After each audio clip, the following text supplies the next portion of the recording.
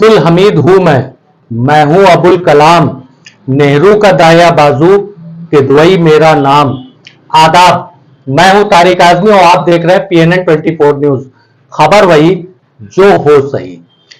प्रधानमंत्री नरेंद्र मोदी ने नए संसद के विशेष सत्र के उद्घाटन में एक शब्द कहा था और उनका वक्तव्य था कि यह सत्र विशेष होगा, ऐतिहासिक होगा।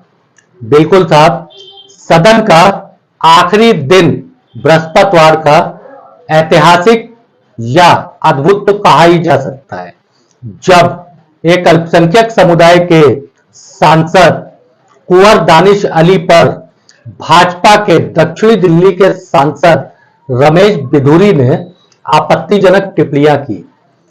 उनके संप्रदाय को लेकर के उनके ऊपर आपत्तिजनक टिप्पणियां की। वैसे तो सदन की कार्रवाई से ये शब्द हटाए जा चुके हैं, तो हम अपने वीडियो में इसको बोल नहीं सकते हैं, मगर एक तकलीफ सी होती है क्योंकि ये शब्द सिर्फ कुंवर दानिश अली के लिए नहीं थे, एक पूरी कम्युनिटी के लिए थे।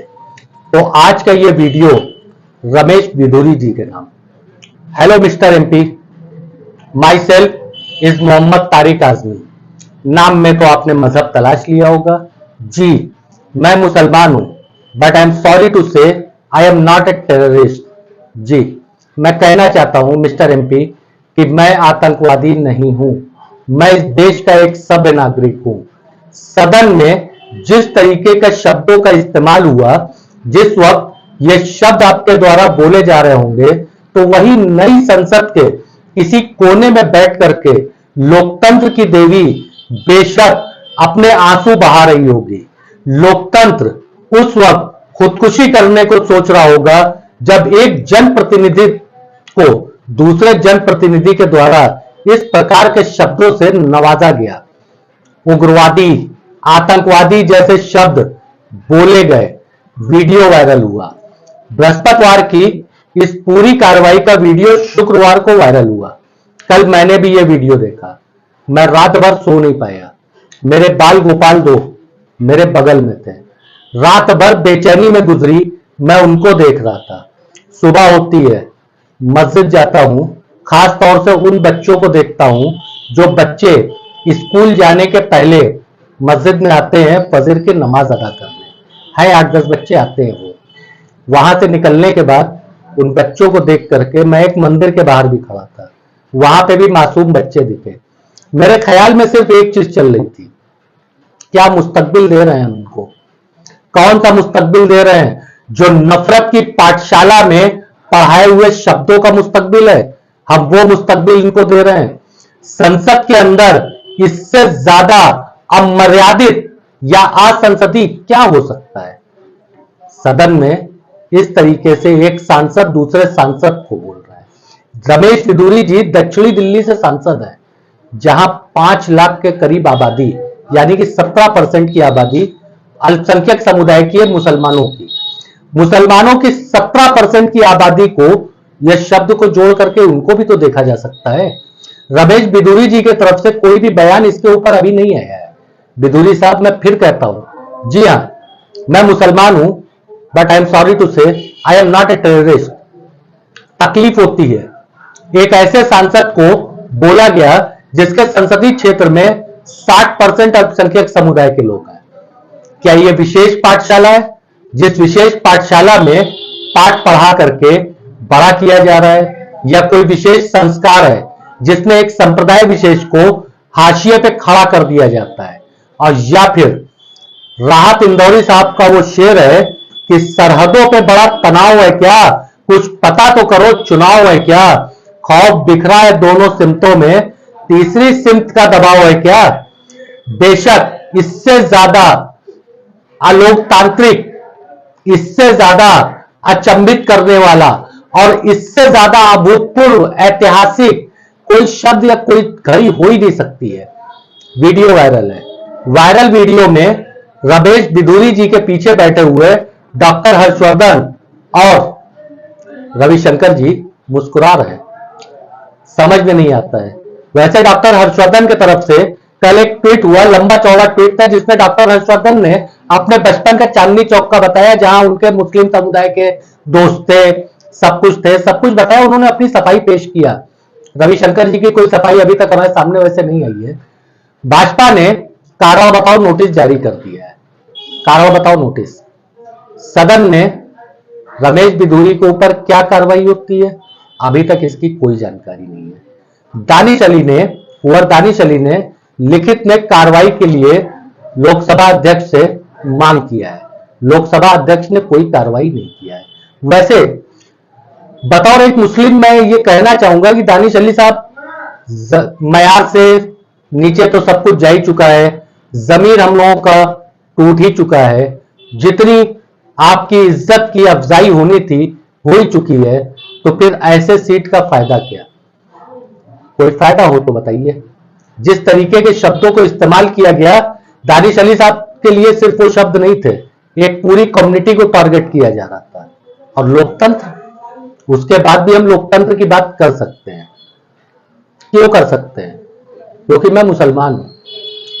मैं पीएम या सीएम नहीं बन सकता हूं, मगर मैं collector, ADM, SDM, commissioner, ACP, DCP या किसी भी महकमे बड़े ओहदे पर रह सकता हूं। लेकिन हकीकत यह है कि मैं निकम्मा हूं। मुझसे घंटों पढ़ाई नहीं होती।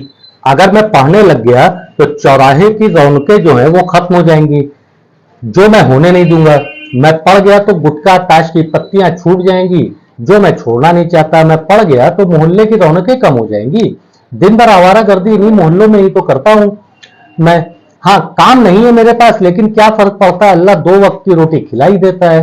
हाँ, मैं मुसलमान हूं और पैदा होते ही एक सील ठप्पा लग गया था मेरी तकदीर पर कि मैं पंचर की दुकान खोलूंगा या हाथों में पाने पकड़कर गाड़ियां की मरम्मत करूंगा, या बहुत हुआ तो दूसरों की गाड़ियां चलाऊंगा, या फिर और ज्यादा हुआ तो खाड़ी देशों में जाके नौकरी कर लूंगा। और अपने घर पर 8 घंटे की मेहनत मुझसे तो हो नहीं पाती है, मगर दुबई जैसे मुल्क में जाकर के टॉयलेट तक साफ करने के काम में महज 17-18 हजार रुपए की खातिर मैं 17 से 18 घंटा काम कर लूंगा।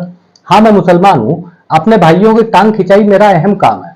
आखिर मैं क्यों नहीं पढ़ा या मैं क्यों नहीं पढ़ पाया, यह सवाल हो सकता है, लेकिन मैं अनपढ़ हूं, इसमें कोई शक नहीं है। हाँ, मैं मुसलमान हूं। मैं हिंदुस्तान में 30 करोड़ हूं, लेकिन मैं ज्यादातर अनपढ़ हूं, गरीब हूं। इसका दोष मैं दूसरे के ऊपर हमेशा मढ़ता रहता हूं। मैं चाहता हूं कि मेरे घर के आंगन में झाड़ू लगाने के लिए भी सरकार आए। मैं मुसलमान हूं। घर के सामने अतिक्रमण करना मेरे लिए आम बात है। 15 फीट के रास्ते को 8 फीट कर दूंगा, उसके बाद भी उस 8 फीट में अपना रिक्शा खड़ा करना मैं अपना अधिकार समझता हूं। हमारा धर्म हमारा धर्म पाकी, आधा ईमान। तालीम हमारे मजहब की मेन बुनियाद है, मगर मैं इस तालीम से ही तो दूर हूं। मैं हमेशा सऊदी अरब, दुबई जैसे देशों की दुहाई देकर अपनी पढ़ाई करता हूं, लेकिन मैंने कभी अपने मुल्क में अपने खुद के हालात को सुधार करने की कोई कोशिश नहीं की। हाँ, मैं मुसलमान हूं। मैं अनपढ़ हूं, क्योंकि माँ बाप ने बचपन से ही हाथों में पाने थमा दिए या ढरकी थमा दिया, और मुझे 4 पैसे की इनकम करनी पड़ गई।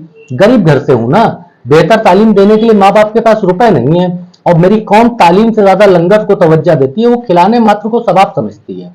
मैं मुसलमान हूं। मैं खूब गालियां देता हूं। मैं रिक्शा चलाता हूं, दूध बेचता हूं, वेल्डिंग करता हूं, मैं गैरेज पे गाड़ियों की मरम्मत करता हूं, मैं चौराहे पे बैठ के सिगरेट पीता हूं, गांजा पीता हूं, ताश के पत्ते खेलता हूं, कोडिन सिरप पीता हूं, क्योंकि मैं अनपढ़ हूं। और मैं अनपढ़ सिर्फ 2 वजह से हूं। एक, माँ बाप की लापरवाही, दूसरा कौम के जिम्मेदारों की लापरवाही। माँ बाप मजबूर थे, लेकिन मेरी कौम मजबूर ना थी। मैंने अपनी आंखों से देखा है लाखों रुपए लंगर पे उड़ाते हुए, आंखों से अपनी देखा है लाखों रुपए कव्वाली पे उड़ाते हुए। मैंने अपनी आंखों से देखा है बेइंतहा फिजूल खर्च करते हुए। मैंने अपनी आंखों से देखा है कि पीर साहब पे लाखों रुपए निछावर करते हुए। मैंने अपनी आंखों से देखा है कि पीर साहब के लिए महफिल सजाकर लाखों रुपए उड़ाते हुए अपने आंखों से देखा है कि मुशायरों में लाखों रुपए उड़ाते हुए। काश मेरे माँ बाप या मेरी कौम मेरी तालीम की फिक्रमंद होती, तो आज मैं प्रधानमंत्री या मंत्री ना सही, लेकिन मैं आज कलेक्टर, एडीएम, कमिश्नर जैसे बड़े पदों पे होता, बिना वोट पाए भी लाल बत्ती में घूम रहा होता, या कम से कम मैं डॉक्टर, इंजीनियर, पत्रकार, वकील, आर्किटेक्चर या फिर अच्छा बिजनेसमैन तो होता ही। लेकिन बचपन से ही मन में एक वहम घर कर गया कि मियां तुम मुसलमान हो, मुसलमानों के यहाँ नौकरी आसानी से नहीं मिलती। मुझे पता है कि मेरी बातें कड़वी हैं, और मेरे ही लोगों को मेरी बातें नहीं पसंद आएंगी। अगर पसंद आएंगी तो वो शेयर तो जरूर ही करेंगे, मगर शेयर करने में उनको भी डर लगेगी। उनको तो शेयर करना उन लोगों की बातों को रहेगा जो लोगों की बातें उनके लिए काम की भले से हो सके, मगर किसी पूरी कौम के लिए काम की तो नहीं हो सकती हैं। हकीकत तो यही है। मैं कम पढ़ा लिखा हूं, ज्यादातर हमारे यहाँ अनपढ़ है, हम कमजोर तबके में शुमार हो चुके हैं। अब इससे ज्यादा हमारी कमजोरी क्या होगी कि संसद के अंदर खड़े होकर के इस तरीके से टारगेट किया जा रहा है। दिल अभी टूटा नहीं, दिल अभी टूटा नहीं, दोस्तों की मेहरबानी चाहिए। दिल अभी टूटा नहीं, दोस्तों की मेहरबानी चाहिए। ऐ गमे जिंदगी ना हो नाराज, मुझको आदत पड़ गई है मुस्कुराने की। मैं तारिक आजमी, अल्लाह हाफिज।